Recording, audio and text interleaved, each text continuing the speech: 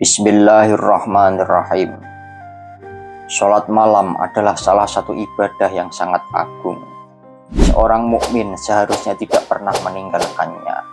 Di dalam sebuah hadis Rasulullah Shallallahu Alaihi Wasallam bersabda, sebaik-baik sholat setelah sholat fardu adalah sholat di tengah malam, yaitu sholat tahajud. Hadis riwayat Imam Muslim.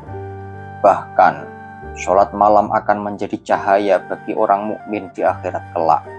Di hari kiamat, manusia akan dikumpulkan dalam satu tempat, lalu dikatakan, di mana orang-orang yang selalu bangun di malam hari untuk sholat.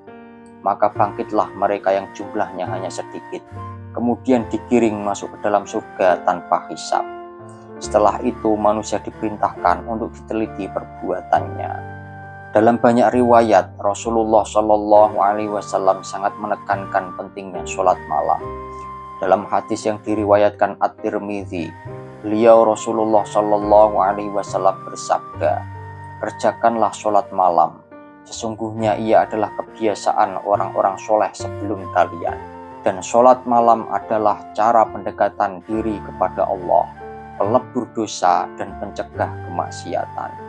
Saudaraku yang dirahmati Allah, sholat malam bukan sekedar ibadah tambahan, tetapi memiliki banyak keutamaan yang sangat luar biasa. Berikut ini adalah beberapa di antaranya. Yang pertama, mencegah penyakit. Di dalam riwayat At-Tabrani, sholat malam disebut sebagai pencegah penyakit pada badan.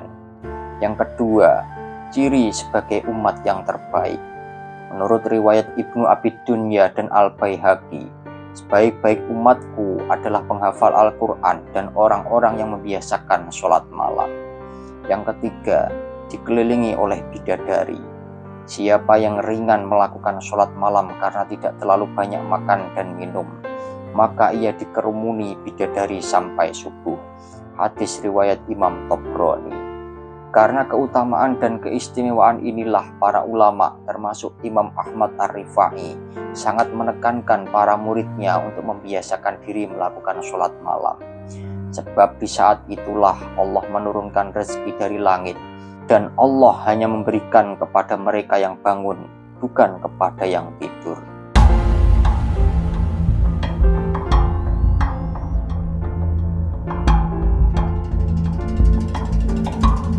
Sholat malam juga menjadi bukti cinta kepada Allah dan mencegah kefakiran. Dalam sebuah riwayat, Allah pernah menurunkan wahyu kepada Nabi Daud alaihissalam. Wahai Daud, sungguh suatu kebohongan mereka yang mengaku mencintai aku, tetapi pada waktu malam mereka tidur melupakan aku. Maka dengan demikian, orang yang meninggalkan sholat malam tidak bisa dikatakan sebagai orang yang mencintai Allah. Ia bukan termasuk kelompok orang-orang yang soleh. Ini sama seperti seorang pegawai yang tidak pernah masuk kerja, gajinya akan dikurangi. Nabi Sulaiman alaihissalam bahkan pernah berpesan, wahai anakku, jangan tinggalkan sholat malam. Sungguh meninggalkan sholat malam membuat orang menjadi fakir di akhirat kelak. Saudaraku yang dirahmati Allah, berikut ini adalah adab melaksanakan sholat malam.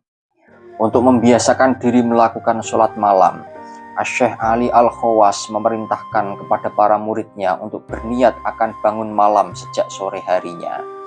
Dengan niat itu saja sudah merupakan kebaikan dan mendapat pahala. Rasulullah Shallallahu Alaihi Wasallam bersabda, sesungguhnya setiap orang akan memperoleh apa yang diniatkan. Saudaraku yang dirahmati Allah, tempat terbaik untuk melaksanakan sholat malam adalah di rumah, bukan di masjid. Tujuannya agar rumah yang digunakan untuk sholat malam ikut mendapatkan berkah. Rasulullah Shallallahu Alaihi Wasallam bersabda, sholatlah di kamar-kamar rumahmu, maka sinar rumahmu akan tampak dari langit bagai bintang-bintang.